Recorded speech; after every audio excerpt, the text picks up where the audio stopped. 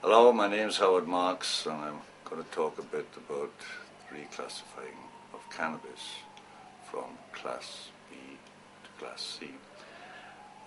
Some time ago, for rather ridiculous reasons, they made drugs illegal, and the classification system was introduced primarily, well, I think probably only, to grade illegal drugs on the basis of the potential harm that they had. So they put heroin in Class A, they put cannabis in Class B, and they put things like steroids and tranquilizers and things which are almost prescription drugs in Class C. Had they included legal drugs in it, I think both alcohol and tobacco would have been actually deemed more harmful, and I think they have done such a classification recently, and sure enough, alcohol and tobacco are more harmful than these illegal drugs. But it's just a classification of illegal drugs.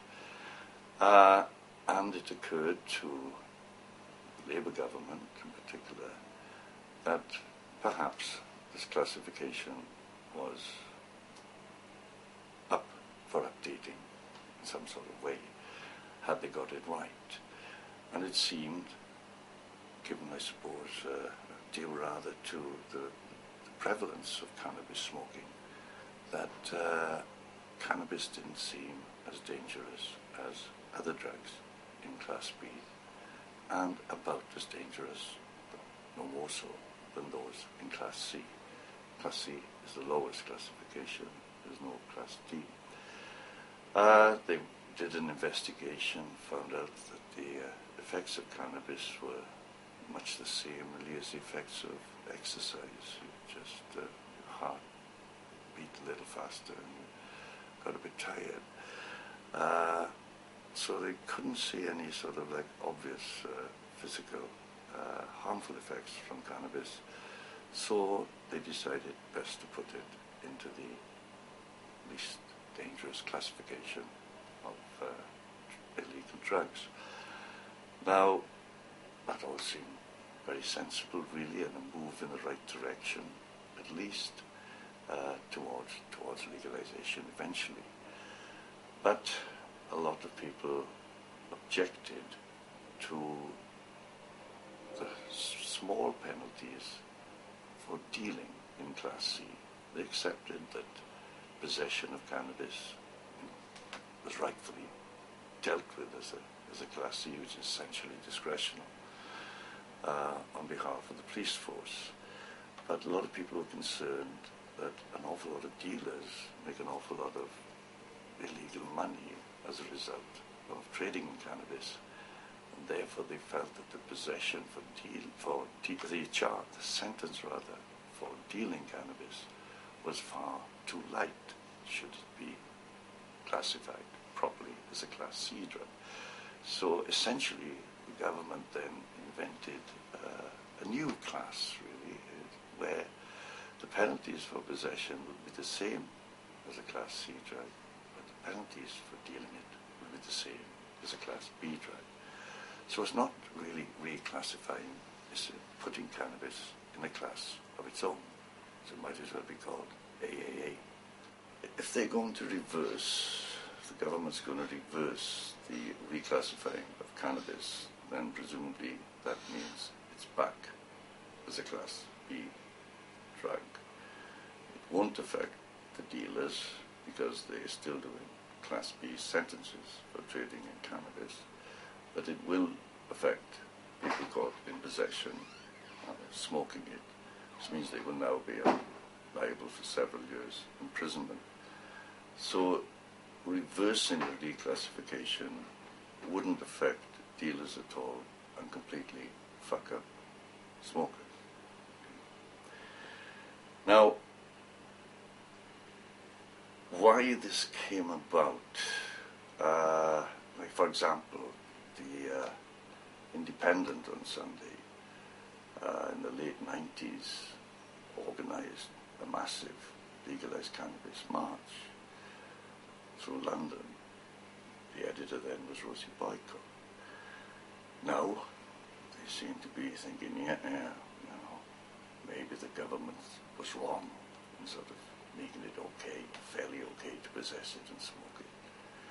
Now what I think is at the heart of this concern, it's a genuine concern, is the link, the perceived link between a state of being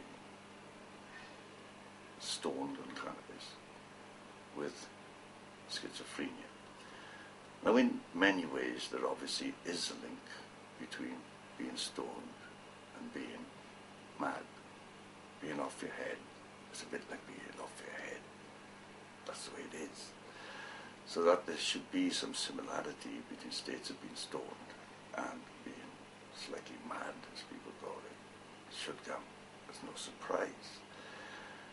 Now, the other thing that's difficult to establish is whether these two states are similar. Let's only talk, if you like, about being stoned on cannabis and being schizophrenic, or suffering from, as some people call it, cannabis psychosis, if there is such a thing.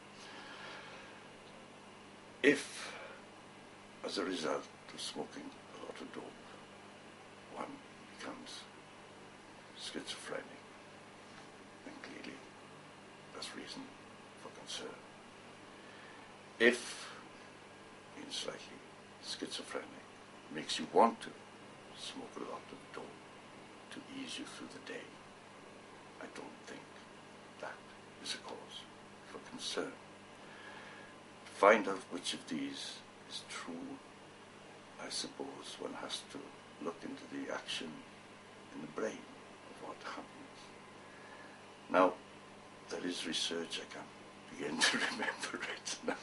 There is recent research that shows that in the early stages of schizophrenia, in people who haven't smoked dope, the brain, which in some way realizes there's something at war with itself there, and the way it self-medicates it is to release a chemical.